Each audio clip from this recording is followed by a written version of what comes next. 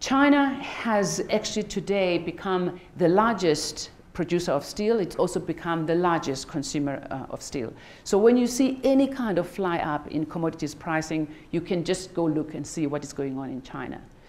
Because of this reason, and because post-crisis, China itself began to experience much, much lower rates of growth than we had seen up till that point, it caused a major wobble, complete major chaos throughout the steel sector.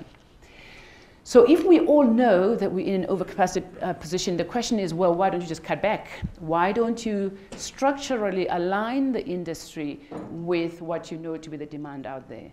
There are several technical problems with that, and it just comes with how you construct a steel plant. But the more important one is what happens when a steel producer actually does want to cut capacity.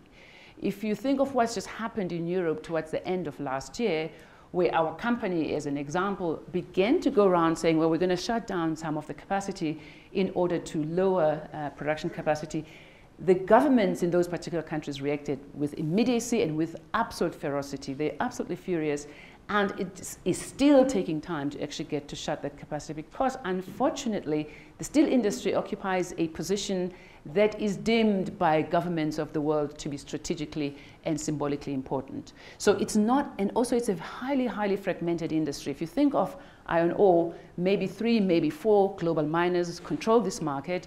In steel, the biggest steel producer in the world only controls 10% of the market. So it's a highly fragmented market, and it therefore means that if there is a structural change in the industry that requires a structural response, that takes quite a while. The industry doesn't have the capacity to react quickly to those because of the fragmentation that you find.